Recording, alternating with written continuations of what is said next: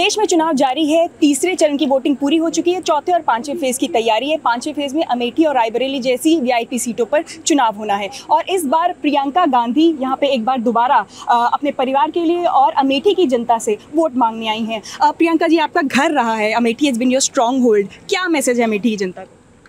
देखिए, मैसेज अमेठी की जनता के लिए भी और देश की पूरी जनता के लिए यही है, इस चुनाव को अपने मुद्दों के बारे में बनाओ। किसान संकट में है, बेरोजगारी भयंकर है, महंगाई भयंकर है, इनके बारे में अपना चुनाव बनाओ। जो भी ध्यान भटका रहा है तुम्हारा, इसलिए भटका रहा है क्योंकि काम करना नहीं है उन्होंने और काम करके दिखाया नहीं है। तो अपने चुनाव को अपने मुद्दों पे लड़ो। समझो कि इस चुनाव से अपना भविष्य तय होने वाला है। समझो कि जो लोग कह रहे हैं कि संविधान बदलना चाह रहे हैं, वो आपके अधिकारों को कमज़ोर करना चाहते हैं। समझो कि देश में लोकतंत्र कमज़ोर हो रहा है। ये देश बचाने का चुनाव है, संविधान बचाने का चुनाव है और अपने अधिकारों को बचाने का चुनाव है। ये समझो, यही मेरा संदेश हर जगह है। मैम, अदानी और अंबानी को लेकर प्रधानमंत्री पहली बार हमलावर हुए राहुल जी पर। उनका कहना है कि नाम नहीं लिया। क्या रिस्पॉन्स होगा इसके ऊपर? रोज़ रोज़ तो नाम लेते हैं, तो रिस्पॉन्स यही है कि भैया ने मजबूर कर दिया है मोदी जी को कि आज मोदी जी को भी ये बातें करनी पड़ रही हैं और सफाई देनी पड़ रही है अपनी, क्योंकि मोदी जी ने देश की पूरी संपत्ति इनको पकड़ा दी है।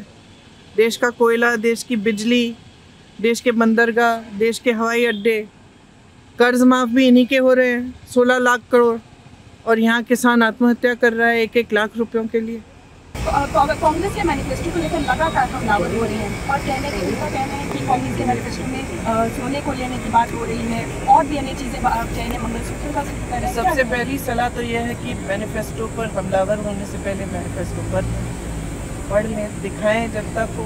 मैं चुनौती देती हूँ उनको, मैनिफेस्टो में लिखा हुआ दिखाए। मतलब बकवास ये लोग कह रहे हैं कि प्रधानमंत्री जी इस दिन बड़े पद को संभाले हैं और वो एकदम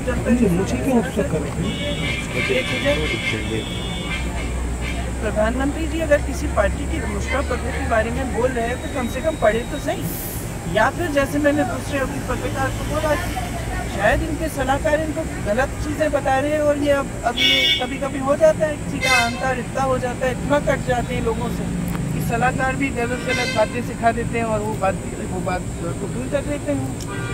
हमारे घोषणा पत्र में जब ये चीज़ें लिखी नहीं है तो खुद हम अपने इमेजिनेशन से निकाल के रोज़ रोज़ कोई नई चीज़ वो निकाल देते हैं।